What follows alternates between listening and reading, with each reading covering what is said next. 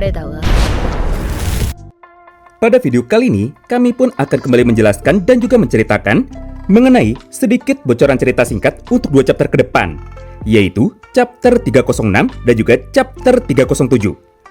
Karena pada dasarnya, kedua informasi tersebut sudah dibagikan kepada kita para pembacanya tepat pada kemarin malam, walaupun hanya berupa preview singkat saja. Selain itu, tepat di dalam satu video yang sama ini, kita pun juga akan membahas mengenai konten tambahan dari manga sepak bola kunci biru, yaitu breakdown dan juga analisis tentang apa saja yang kemarin sebenarnya sudah terjadi tepat pada chapter 305, serta apa saja yang sudah kita lewatkan dari chapter terbarunya tersebut. Oleh karena itu, tentu saja bagi kalian yang penasaran, maka tanpa perlu berlama-lama lagi, sekarang mari kita langsung masuk saja menuju ke dalam topik pembahasan utamanya. Kita mulai dari yang pertama, yaitu sebuah preview singkat untuk dua chapter ke depan. Yap, bener banget, kalian tidak salah dengar. Di dalam waktu 2 minggu ke depan, Blue Lock tidak akan libur. Bahkan, pada chapter 307-nya, Blue Lock akan mendapatkan sebuah halaman berwarna. Yang artinya, biasanya isi cerita di dalam chapter itu pasti akan menjadi sangat menarik jika dibandingkan dengan chapter-chapter yang lainnya. Nah, untuk chapter 306 sendiri, judulnya adalah Hello, di mana di dalam penjelasannya, editor dari manga sepak bola kunci biru berkata seperti ini kepada kita, yaitu Nagi telah kembali ke dalam kehidupan sehari-harinya. Tapi meskipun begitu, Nagi tidak pernah bisa melupakan Blue Lock. Oleh karena itu, Nagi pun memutuskan untuk bisa ... Sejujurnya, tidak jelas apa maksud dari kata-kata editor, karena pada dasarnya, semua kalimatnya hanya berhenti sampai di situ. Yang artinya, tepat pada chapter 306-nya, maka isi ceritanya sebagian besar adalah tentang Seishiro Nagi lagi. Yap, sampai di sini kita pun sebenarnya sudah bisa memastikan bahwa Nagi pasti akan kembali lagi ke dalam cerita dari Blue Lock. Karena entah kenapa, di saat semua teman-temannya sekarang sedang fokus untuk dapat berlatih, namun autor dari manga ini justru malah kembali fokus untuk dapat bisa menceritakan Nagi lagi. Bahkan, menurut bocoran yang kami dapat, inilah gambar cover depan dari kemunculan Nagi lagi pada chapter 306. Di mana pada gambar itu, nampak kemunculan dari Nagi kecil yang kembali menggunakan seragam dari Blue Lock Eleven ketika seragam itu pernah digunakan saat bertanding melawan timnas Jepang U20 sebelumnya. Nah, pertanyaannya, jika Nagi bisa kembali ke dalam Blue Lock, maka siapakah yang akan dikeluarkan? Karena kenyataannya, untuk sekarang, kuota pemain yang dibutuhkan oleh Jinpachi Ego hanyalah 23 orang saja, sesuai dengan peraturan dari FIFA. Gara-gara itulah, kami pun menjadi semakin penasaran. Apakah mungkin Erick Thohir versi Jepang, yaitu Buratsuta, nantinya akan mencoba untuk dapat merubah aturan dari FIFA lagi? Dari yang awalnya hanya diperbolehkan untuk dapat bisa membawa total 23 orang pemain, tapi dirubah jadi boleh 24. Lagi pula, Buratsuta pernah melakukan itu sebelumnya, alias Buratsuta pernah merubah aturan dari FIFA. Di mana di dalam praktiknya, dia pun berhasil melobi FIFA supaya tuan rumah dari turnamen Piala Dunia U20 nantinya akan bisa dipindahkan menuju ke dalam negara Jepang. Padahal seharusnya di dalam manga ini bukan Jepang yang menjadi tuan rumah Piala Dunia, tapi itu adalah negara Polandia. Atau bisa saja terjadi sebuah plot twist besar, yaitu Nagi akan direkrut oleh timnas dari negara lainnya sesuai dengan teori dari para penggemarnya.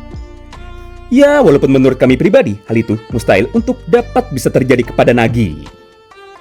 Daripada Nagi, jujur saja, orang yang paling mungkin untuk dapat bisa pindah negara, dia adalah Kira.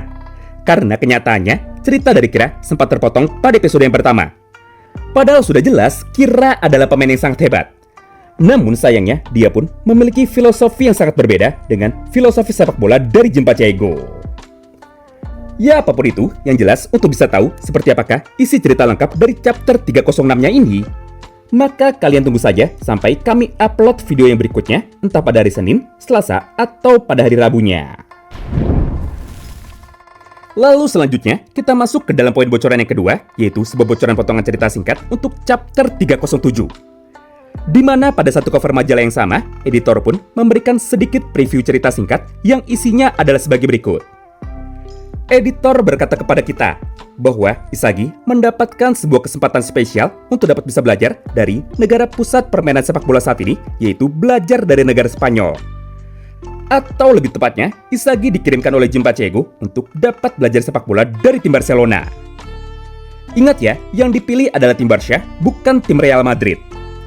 Padahal, jika Inzaghi dikirimkan ke Madrid, maka dia pun bisa bertemu dengan Ito Sisai. Tapi, karena Inzaghi dikirimkannya ke dalam tim Barcelona, maka dia akan bertemu dengan Lavinho untuk dapat bisa menjadi mentor barunya. Nah, sebenarnya untuk bocoran yang keduanya ini, kalau dibahas sekarang bakalan jadi panjang banget. Bahkan, kami pun sudah upload pembahasan tentang Inzaghi yang berlatih di dalam tim Barcelona pada channel bahasa Inggris kami lebih dulu dalam durasi waktu 8 menit lebih. Tapi, karena ini adalah bocoran cerita untuk 2 minggu ke depan, alias untuk chapter 307-nya, bukan chapter 306. Maka pada kesempatan ini, kita pun tidak akan bahas panjang lebar lebih dulu. Jadi, pembahasan tentang Inzaghi dan juga Barcelona akan kita lanjutkan pada video breakdown dan juga analisis minggu depannya yang diupload setiap hari Sabtu sore. Sebagai gantinya, maka untuk sekarang, mari kita bahas lebih dulu seperti apakah pola latihan dari para pemain Jepang U20 yang baru, serta apa fungsi dari latihan mereka. Dimulai dari yang pertama, yaitu latihan dari Bachira. Seperti yang kita tahu, Bachira adalah salah satu pemain yang mendapatkan pola latihan paling absurd, yaitu dia dikirimkan ke sekolah SD untuk dapat bisa mengajar. Nah, pertanyaannya, apakah tujuan dari Jinpachi Ego memilih untuk dapat melakukan hal itu kepada Bachira? Menurut kami, jawabannya sangat panjang sekali. Tapi jika kami rangkum, hanya ada 3 saja. Pertama, Bachira pada dasarnya adalah pemain yang memiliki kemampuan atau skill individu jauh di atas rata-rata dari para pemain Blue Lock lainnya. Karena di dalam praktik ya, Bachira bisa melewati para pemain hebat di dalam lapangan dengan menggunakan kekuatan dari teknik dribble itu walaupun dia hanya seorang diri. Tapi masalahnya, Bachira bisa melakukan hal itu tergantung dengan kondisi dari moodnya dan juga tergantung kondisi dari pemikirannya. Jika dia senang dan juga bermain tanpa beban, maka dia akan bisa bermain bagus. Tapi kalau hatinya sedang tidak baik atau jika dia sedang berpikir berlebihan, maka secara otomatis dia pun akan bermain dengan buruk juga. Gara-gara itulah, Ego pun memilih untuk dapat bisa mengirimkan Bachira demi bisa mengajar anak-anak SD. Supaya Ego bisa mengingatkan Bachira tentang tujuan awal dari Bachira bermain sepak bola, yaitu dia cuma ingin senang-senang. Kedua, Bachira adalah salah satu karakter yang sama sekali tidak memiliki teman sejak dirinya masih kecil, bahkan sampai dengan SMA sebelum dia bisa bertemu dengan Inzaghi. Karena faktanya, semua teman-teman Bachira takut kepada dia. Serta mereka pun juga menganggap bahwa Bachira adalah seorang monster. Selain itu di dalam praktik ya, Bachira pun setiap hari hanya berlatih sendirian dengan ditemani oleh monster bayangan yang ada di dalam tubuhnya. Jadi gara-gara itu, Bachira pun dikirimkan ke sekolah dasar untuk dapat bisa mengembalikan masa kecilnya. Supaya Bachira bisa merasakan bermain bersama dengan anak-anak yang dulu hal itu sama sekali tidak pernah bisa dia rasakan. Intinya, pada poin yang kedua ini, Bachira dikirimkan ke sekolah SD untuk dapat bisa menyembuhkan trauma dari masa kecilnya yang sama sekali tidak bisa memiliki teman. Dan yang ketiga adalah untuk bisa melatih sekaligus meningkatkan kemampuan individu dari Bachira. Gampangnya begini, ketika kalian bermain bersama anak SD atau anak kecil, maka sudah jelas mereka pun hampir sulit sekali untuk dapat bisa diatur.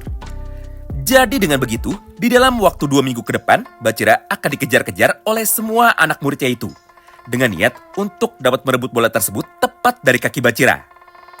Nah, dengan cara seperti itu, maka secara tidak langsung, Bachira pun jadi bisa memiliki kesempatan untuk dapat melatih semua kemampuan gocekan lidahnya dan juga melatih semua kemampuan dasarnya.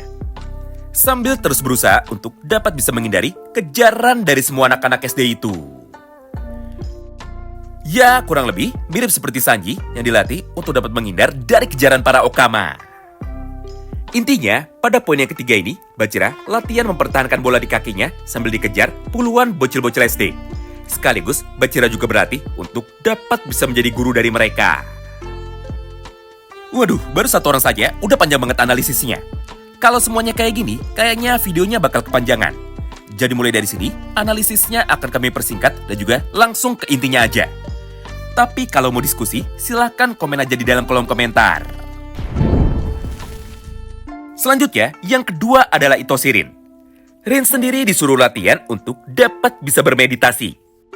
Tujuannya supaya dia bisa mengendalikan egonya sendiri dan juga supaya Rin tidak gampang terpancing emosi oleh para pemain lawan dan juga oleh teman-temannya sendiri.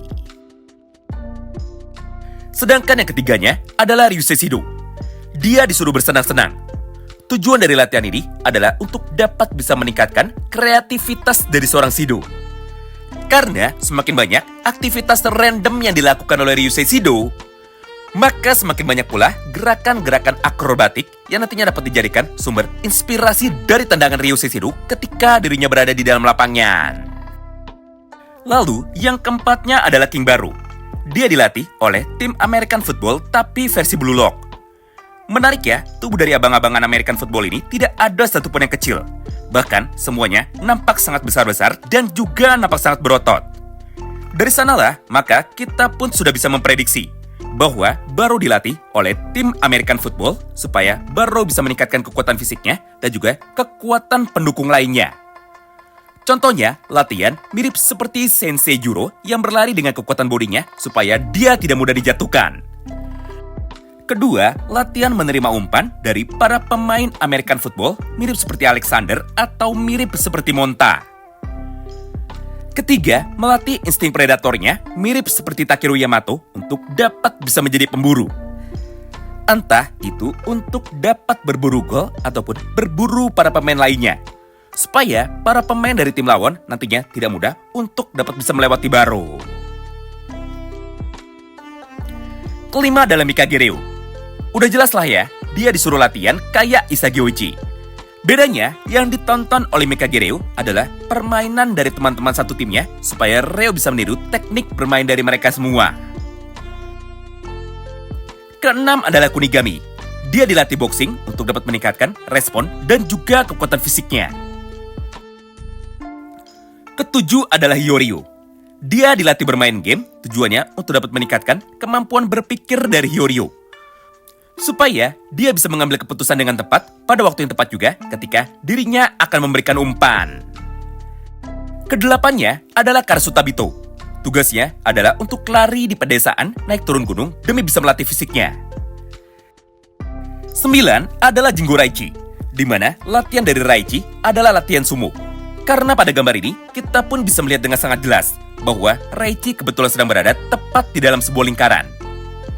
Yap, ini sama seperti Kunigami, di mana tujuannya sendiri adalah untuk dapat meningkatkan kekuatan fisik dari Jingo Raichi. 10 adalah Kurona Renze. Dia dilatih untuk dapat bisa berlari bersama dengan anjing peliharaannya. Nah, menarik ya, jenis anjing yang dibawa oleh Kurona Renze adalah anjing tipe K9 atau anjing pintar. Yang artinya, Kurona tidak hanya sekedar berlatih balapan lari saja, tapi dia juga dilatih untuk dapat bisa berburu dan juga melakukan koordinasi dengan anjing peliharaannya itu demi dapat bisa menangkap mangsanya. 11 adalah Nijiro Nanase, di mana tugas dari Nanase adalah untuk dapat makan dengan menggunakan sumpit tapi dengan menggunakan tangan kirinya. Tujuannya adalah untuk dapat meningkatkan kemampuan ambidextrosnya mirip seperti Noel Noah. Ke-12-nya adalah Suto Sendo, di mana tugas dari Sendo adalah untuk dapat belajar menjadi seorang tentara, serta dia pun juga dikirimkan menuju ke dalam barak militer. Karena pada gambar ini, kita bisa melihat Sendo sedang menggunakan sniper. Maka sudah jelas, dia pun sekarang dilatih untuk dapat bisa meningkatkan semua akurasi tendangannya dan juga melatih kedisiplinannya. Ke-13-nya adalah Nikoiki. Tugas dan juga latihan dari Niko adalah angkat beban untuk dapat meningkatkan kekuatan ototnya. Ke-14-nya adalah Fugakuken. Tugas dari Fugakuken adalah untuk dapat berlatih tepat di bawah air terjun untuk dapat meningkatkan tingkat konsentrasinya. Ke-15-nya adalah Gagamaru. Tugas dari Gagamaru adalah untuk dapat bermain bola baseball supaya refleksnya untuk dapat bisa menangkap lemparan bisa semakin ditingkatkan lagi. Ke-16-nya adalah Yukimiya Kenyu, di mana tugas dari Yuki adalah untuk dapat bisa berlatih kendo, supaya dia bisa terbiasa untuk dapat memprediksi pergerakan atau serangan dari para lawan. Karena biasanya kendo juga dilakukan dengan menggunakan topeng mirip seperti pada gambar ini. Sedangkan ke-17-nya adalah Oliver Aiku, di mana tugas dari Aiku adalah untuk bisa merangkum data dari para pemain lawan yang ada di seluruh negara. Yap, kurang lebih sama seperti Isagi Uechi. Bedanya, Aiku menganalisa kekuatan lawan dengan menggunakan buku. Sedangkan Isagi menganalisa kekuatan dari para lawannya dengan menggunakan rekaman video. Lalu, untuk yang ke-18 dan juga ke-19-nya adalah Chigiri dan juga Zantetsuken. Tugas dari mereka adalah untuk dapat meningkatkan kecepatannya dengan cara berlatih balapan lari dan juga berlatih berenang. Supaya mereka bisa menjadi semakin terbiasa untuk dapat menggunakan kecepatan penuhnya dan juga stamina-nya bisa semakin bertambah. Sedangkan untuk yang ke-20-nya, dia adalah Etao Toya. Dia dilatih untuk dapat menggunakan mesin VR atau mesin virtual. Tujuannya mungkin sangat simpel, yaitu untuk bisa melatih kemampuan dari ninjanya, atau kemampuan untuk dapat melakukan off-ball movement tanpa disadari oleh lawan ketika dirinya berada di dalam pertandingan yang asli. Ke-21-nya, dia adalah Aryu Jubei. Pada momen ini, Aryu dilatih untuk dapat bisa latihan judo. Tujuannya sangat jelas, yaitu untuk bisa meningkatkan kekuatan dan juga kemampuan fisiknya. Kemudian yang ke-22-nya adalah Kiora Jin. Kiora diperintahkan untuk dapat bisa latihan parkour. Tujuannya untuk dapat meningkatkan skill akrobatiknya dan juga skill gocekannya dalam waktu 2 minggu ke depan. Kemudian yang terakhirnya, atau pemain nomor 23-nya adalah Isagi Uechi. Di mana menurut bocoran cerita untuk 2 minggu ke depan atau untuk chapter 307, Isagi akan dikirimkan menuju ke negara Spanyol atau lebih tepatnya menuju ke dalam tim Barcelona untuk dapat bisa berlatih dari para pemain itu.